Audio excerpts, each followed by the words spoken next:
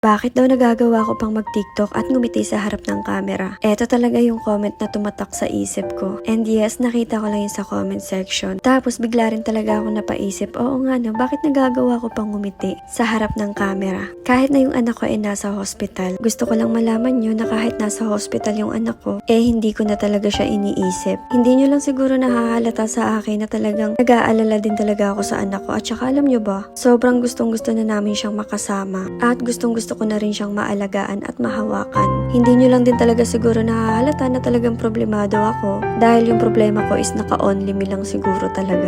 Charis. Pero alam nyo ba guys, seryoso, hindi porket nakikita nyo akong ngumingiti dito sa harap ng camera, wala na akong pakialam sa anak ko. Dahil ayokong ipakita, lalo na dun sa mga mahal ko sa buhay, na talagang pinanghihinaan ako ng loob. At lalong-lalo na ayaw kong kaawaan nila ako. At ayoko rin ipakita sa kanila na mahina ako. At ayoko rin na isipin nila ako. Dahil alam ko sila ay may sarili-sarili ding problema. Kaya hanggat maaari kung kaya kong suluhin yung problema ko at kaya kong dalhin, okay na ako doon. Pero alam nyo ba guys, isa sa pinakasikreto ko kung bakit ganito, na nakikita nyo parang wala akong problema. Alam nyo kung bakit? Kasi lahat ng problema ko is in-surrender ko na talaga lahat kay Lord. Alam nyo bang after kong manganak, kaka-discharge ko lang nun, so kailangan na naming umuwi ng bahay. At sobra talaga akong nalulungkot dahil iniwan namin si baby sa hospital. At dahil nga kailangan siyang iiwan, kailangan pa ng mahabang proseso at matagal na gamutan. Dahil nga nag-preterm labor ako at premature po siya. Yes, sa mga hindi po nakakaalam, nag-preterm labor po ako sa kadahilan ng meron po akong UTI. Kaya kung kayo ay buntis, pakaingatan nyo po yung inyong kalusugan. Sabay na nga kami mag-book nito ni Jai at aalis siya. Magdadala siya ng gamit kay baby. Yes, palagi namin siyang pinupuntahan pero ngayong araw si Jai lang muna yung pupunta kay baby dahil maghahatid lang naman siya ng mga gamit at sa susunod na punta niya, dalawa na po kami yung pupunta kay baby. So ayun nga guys, balik tayo dun sa kinikwento ko kanina. Yung after kong manganak, siguro first day ko pa lang sa bahay, pagka-uwi ko, wala akong ibang ginawa kundi ang umiyak ng umiyak. Araw-araw ako nagmamakaawa kay Lord. Huwag pabayaan yung baby namin. Lalo na ako as a first time mom, sobrang napakahirap talaga sa akin. Yung tipong ikaw na discharge na pero yung baby mo naiwan pa sa hospital. Alam nyo bang gabi-gabi rin ako umiiyak? Walang tigil kakaiyak gabi-gabi tapos pagkagising mo sa umaga,